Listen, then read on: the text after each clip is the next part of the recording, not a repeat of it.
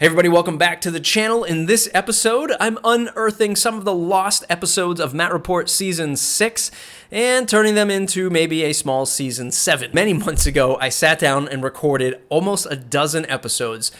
6 agency folks, 5 SEO folks, and I was really trying to combine 2 story paths or 2 career paths into an entire season. So those folks who might be running an agency or a small agency or consultancy, and the information and feedback and experience of SEOers for folks who are doing that, people who are doing SEO, content marketing, or maybe even marketing in general. And I was combining a small sort of conversation, interview style in the first half of the show, and then moving into a presentation by the guest speaker. So each guest speaker had an individual topic that he or she was going to teach us, and it just became a technological disaster for me. I've been doing this for a long time, and you would think that I would have this stuff down, but every time you introduce something new to the mix, you're trying to push the envelope, speed bumps happen. And in my case, I lost some audio, I lost some video, but luckily I'm able to salvage a few good lessons out of those episodes, and I'm happy to bring those to you now. Kicking things off, I would like to start with my good friend, Elisa Sabin-Wilson,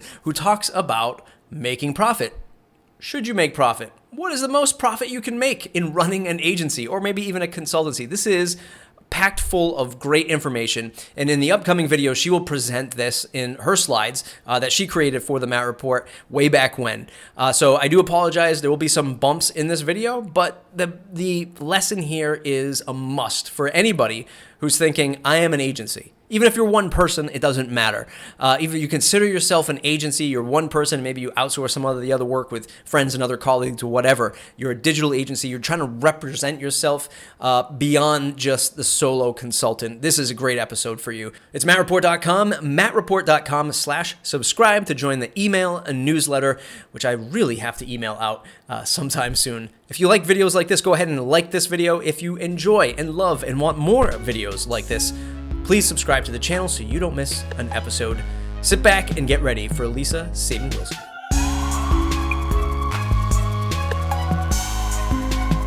So yeah, the topic of my presentation here is revenue doesn't mean shit.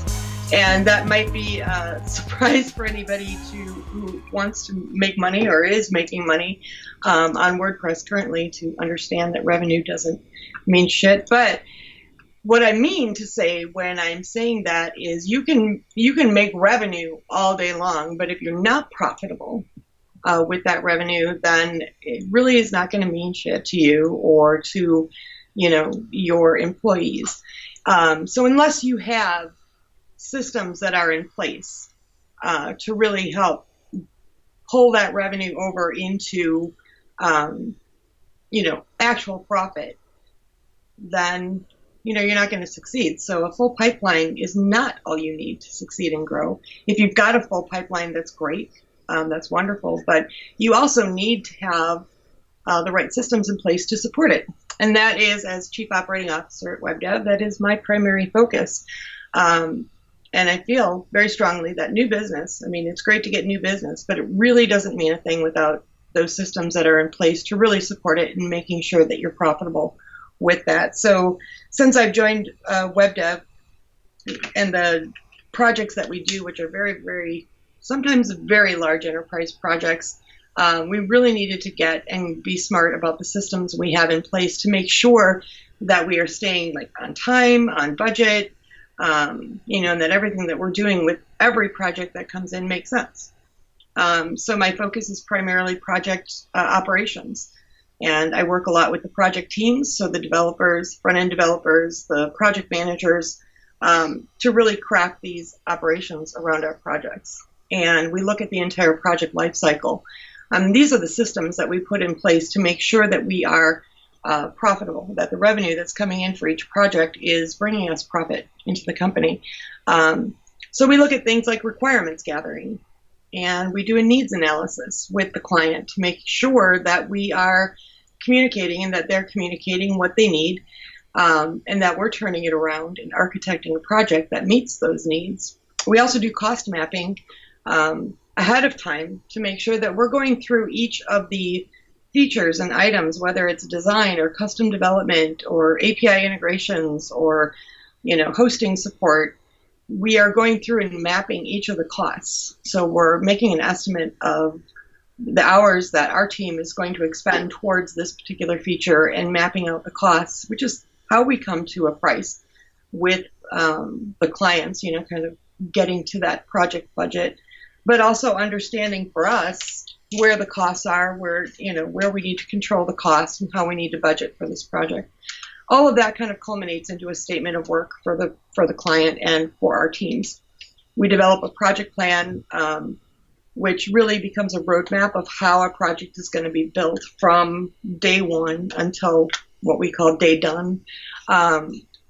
So when we're ramping up the project and getting all of the requirements in there, we're building out this project plan that has all of the different elements that encompass their website, whether it's the design, the front-end development of the theme, any custom development, custom plugins that need to be developed, any content migration that needs to be done, like I said, API integrations that need to be done. It's all detailed out into this statement of work. And that statement of work has two purposes. One is to become a roadmap for our developers to follow on how they need to build a project, but it also becomes an agreement between us and the client, because the client signs off on that statement of work, and it makes those discussions of scope a lot easier than they would be without a document like that. Because from our standpoint, if it's not listed out or discussed in the statement of work document, then it's a new request. And, at that point, it's a scope change, and it can go through our change management. So statement of work is important. And it also encompasses, like the design and development cycle, quality assurance, user acceptance testing, launch, all of that.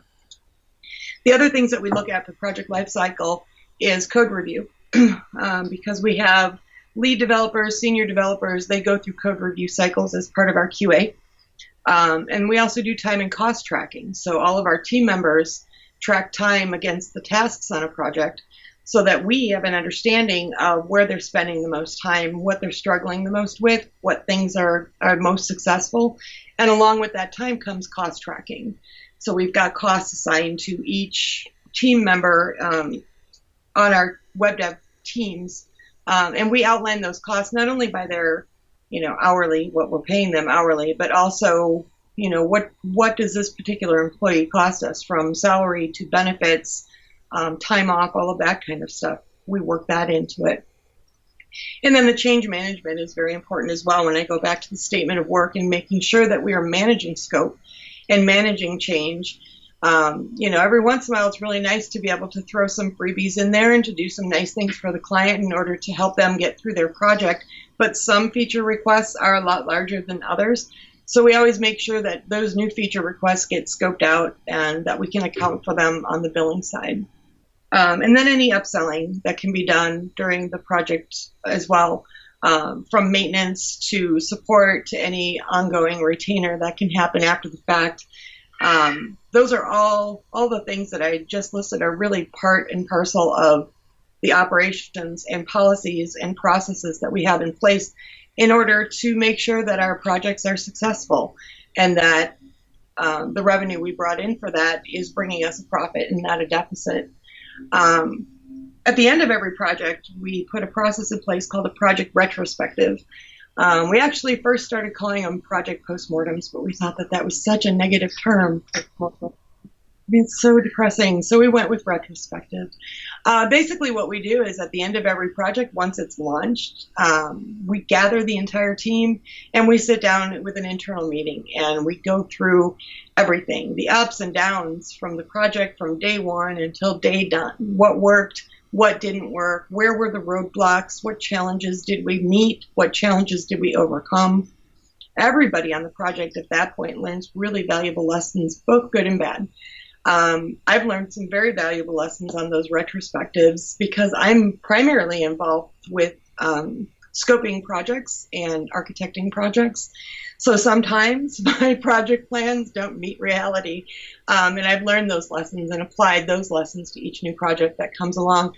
And I think everybody does apply those lessons in hopes of being more efficient and becoming better at what we do. And we also do a cost analysis to understand where every project dollar is spent.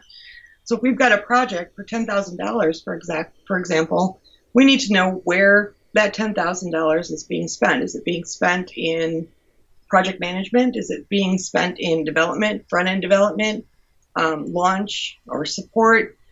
So we have our team members track time against tasks. We get pretty granular in terms of the tasks that they track time against because we do a weekly cost review during the active project. We go through and we look to see where time is being tracked, where we need to be more efficient. If we're finding that we scoped 20 hours for a particular feature and we come into the cost review this week and see that there's 50 hours tracked to it, that makes me think either my team is tracking time to the wrong place or I scoped it wrong or incorrectly. Maybe I should have added more time to it, or maybe there's something that the team is particularly struggling with that particular feature, and we can target it during the project and, just kind of stop and have a call with those developers to find out what's going on, and hopefully we can nip it in the bud and move forward. And then we do a cost retrospective with the project retrospective to learn the over and the under. Mostly the over is what we want to know. Where did we go over budget? Where did we go over time? And how can we learn from that? So, like I said, a full pipeline is terrific. And if you've got a full pipeline, congratulations. But make sure you've got the systems that are in place because revenue doesn't mean shit if you're not profitable.